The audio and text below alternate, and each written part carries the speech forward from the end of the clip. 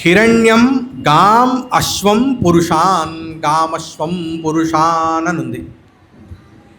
ఇక్కడ కొంత సూక్ష్మార్థములు కొన్ని ఉన్నాయి. ఒకటి పురుషాన్ అనంటే అంటే ఎవరు? మనుషులు అని అర్థం. మనుషులు అంటే ఏంటి అని అంటే మనకి సంపద అనేది పలు విధాలుగా ఉంటుంది. సంపద కేవలము డబ్బు ఒక్కటే కాదు, బంధుమిత్రులు ఉండడం అది కూడా సంపదే. బంధుమిత్రులు ఏ స్వరూపంతో ఉంటారు? శరీరధారులై ఉంటారు, పురుషాకారంలో మనకి ఉంటారు, వారు కూడా మనకి సంపదే. చాలా ధన సంపత్తి ఉండి మాట్లాడడానికి పంచుకోవడానికి ఎవడూ లేకపోయినా సరే అది కూడా దరిద్రమే, అది కూడా దారిద్ర్యమే. కాబట్టి పురుష సంపద అంటే ఏమిటి? తల్లిదండ్రులు, అన్నదమ్ములు, స్నేహితులు, భార్య, పిల్లలు, ఇలా మనకి నమ్మకస్తులైనటువంటి వాళ్ళు, ఇట్లా వీళ్ళందరూ కూడా సంపదే. వీళ్ళల్లో ఎవరు లేకపోయినా కూడా మనలో ఏదో ఒక లోటు ఉంటూనే ఉంటుంది.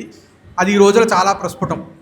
ఉద్యోగరీత్యా కానీ ఇంకొక రీత్యా కానీ అందరూ వేరే వేరే చోట్ల ఉన్నప్పుడు ఇటు తల్లిదండ్రులకి లోటుగానే అనిపిస్తుంది, అటు పిల్లలకి లోటుగానే అనిపిస్తుంది.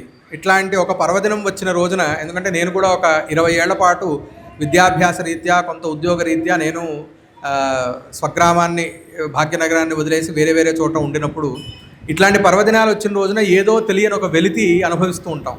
అర్రే, తల్లిదండ్రులు అమ్మా నాన్న దగ్గర ఉండుంటే చాలా బాగుండేదేమో, వాళ్ళు మన దగ్గర ఉన్నా మనం వాళ్ళ దగ్గర ఉండుంటే బాగుండేదేమో.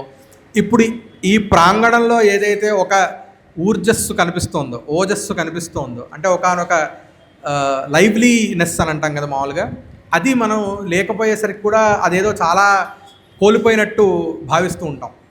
నేను ఈ క్షేత్రానికి వచ్చినప్పుడల్లా నాకు చాలా ఆనందం కలుగుతుంటుంది. ఎందుకంటే ఈ క్షేత్రంలోనే మేము బాల్యావస్థ నుంచి కూడా అమ్మవారి యొక్క దయతో ఇక్కడ చాలా మేము బాల్యావస్థలో చాలా తిరిగిన క్షేత్రం అనమాట. శంకరమఠం అనేది చాలా దగ్గర, అంటే మనస్సుకి చాలా దగ్గరైనటువంటిది.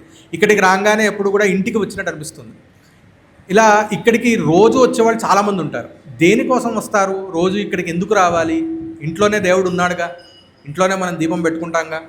కానీ ఇక్కడికి ఎందుకు వస్తామంటే ఏదో ఒక తెలియని ఒక ఆనందాన్ని ఇక్కడ మనం పొందుతాం. ఏమిటి అంటే ఈ జనాల్ని చూసినా కూడా ఒక ఆనందమే. ఈరోజు పర్వదినంలో ఇక్కడ కిటకిటలాడుతూ అందరూ కూడా ఇలా పసుపు కుంకుమలు పంచుకుంటూ ఇలా ఉంటే ఇది కూడా ఒక ఆనందం, ఇది కూడా ఒక సంపదే.